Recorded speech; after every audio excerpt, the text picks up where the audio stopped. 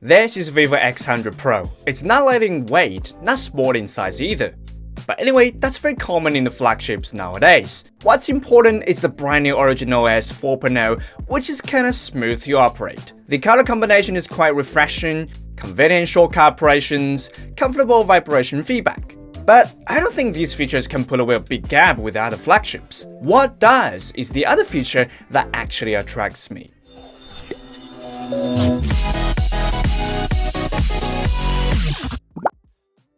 Welcome to TESTV A, a channel that's always honest. For most of the tech review channels, Apple and Xiaomi appears in the video very frequently. And the reason is simple. They all have its own ecosystem. Using iPhone can better operate with Mac, using Xiaomi can better operate with the Mi smart devices. And they all created a nice comfort zone over time.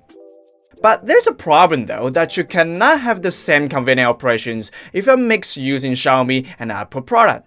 Like you cannot have a smart connection with Mac when using Xiaomi phone, and the iPhone is lack of an infrared remote control like Xiaomi has. That's where things become different on VIVO.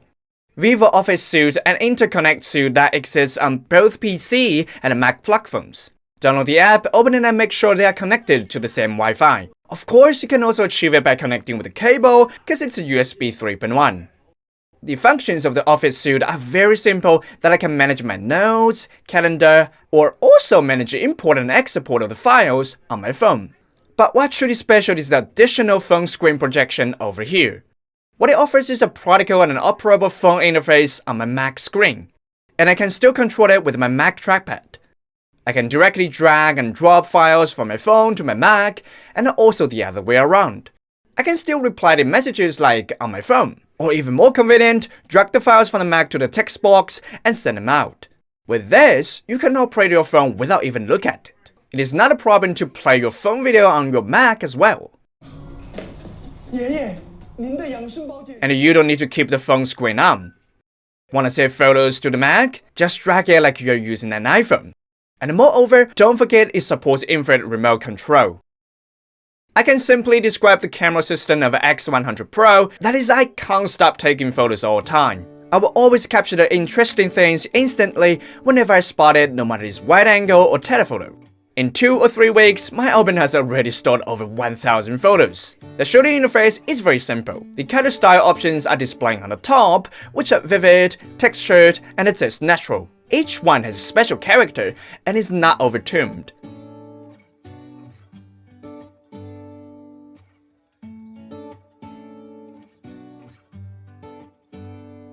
The photo texture does remind me of the Xiaomi Leica Classic. It is the color style that I like. As for the filters in the bottom right corner, I don't feel like using it, because the color adjustments on the top are quite enough. Among the following focus segments, 2x and 10x are achieved through cropping with the algorithm, but it doesn't really feel like it's been cropped because it is not that noticeable. But there's a very obvious calculation trace on 10x photo if you zoom in it. But at the first glance, it still looks like a photo that's shot on a real camera.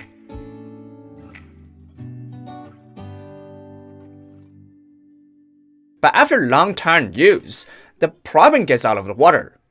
Because after shooting, the algorithm will process the photo on the backstage, but VIVO does its work very obviously. Sometimes it's not predictable, but fortunately, most of the time it results in good optimization. But for reference, this is what the ruined photo might look like. The algorithm somehow generated some shadow effect around the cats. Apart from that, I think it's good to add a color style option on the shooting interface like portrait mode as well. By the way, the portrait mode actually looks good, except something was somehow missing on my body. Compared with taking photos, I didn't spend much time on video shooting. Mostly, I prefer to use 4K 60Hz mode, and it's clear and smooth on this phone. During the shooting process, you can quickly switch between different lengths without stopping the recording. However, in highlight ratio environments, the HDR effect is lack of consistency. Some part is brighter and some darker. There are also very obvious traces of electronic stabilization, especially under poor lighting condition. But I wonder why it still has a trace of electronic stabilization since it's featured with the optical stabilization and the super anti-shaking was disabled. Because of the optical stabilization module, you would hear some cracking sound when shaking the phone. This is not appeared on X100 Pro, but as well as on other phones and even some mirrorless camera. But don't worry, it will not be a serious issue in daily usage. By the way, we will try to make a movie by utilizing the powerful imaging system on X100 Pro, just like what we did on Sony Xperia 1V. Hit the subscribe button so you won't miss it when it's uploaded. Let's talk about the time-lapse photography, which I like the most. And on this phone, the color is nicely turned. But don't expect you can make a nice time-lapse photography by just walking while shooting. I did take a nice time-lapse astro photography, and the purity and the image quality are both good. That's really something. As for the cinematic mode, which is similar to iPhone, it can indeed calculate virtualization in real time to create a larger aperture effect. But also same like iPhone, the picture quality is the sacrifice. I don't really feel like to use it in practice. Although the imaging system is what they focus on, but we still need to test its gaming performance, and simply say, it is good enough. Playing under nice indoor temperature for half an hour, you won't feel too much heat from its body, and you won't black the speakers when playing games in landscape. The top and bottom volume are very balanced. It is also smooth when scrolling up and down the pages. There's just a small problem that the fingerprint sensor is located too low, considering it is such a big phone. It is not that comfortable to reach it with my finger. But apart from this, nothing I would complain. Under moderate usage, one charger day is quite enough. Cooperating with 120Hz charger to achieve 100 watts fast charging, which means it can charge from 0 to 100% in just 20 minutes. And the last 1% battery can last incredibly long. As for the AI features, don't be too serious about it. The AI painting, for instance, it is not difficult to draw a portrait or a car, but when it comes to practical usage like illustration for PPT and add pictures to the text, these would exceed its power. Compared to AI creating with a given command, the AI wallpaper is something more interesting. It will offer some keywords for you to combine, and the quality of the generated picture is much better no matter it's portrait or natural view and anime. I can keep switching my wallpaper all day. So back to the most important question, is it worth buying or not? I thought using X100 Pro I will be out of my comfort zone, but actually I was having same good using experience with even more new functions. Although there are some small problems on its imaging system, but it is still better than I expected. Holding it in my hand, I can't help to take photos every day.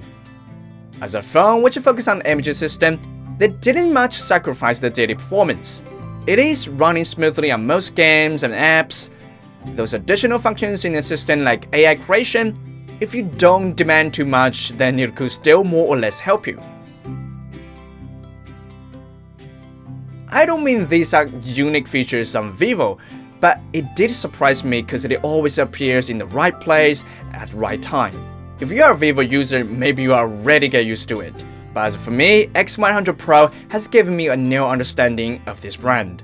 VIVO X100 Pro, TESTV gives 7.25 as the subjective overall score. So how do you think of this product? Leave the comment below and tell us what you think. Thanks for watching, I will see you in the next upload.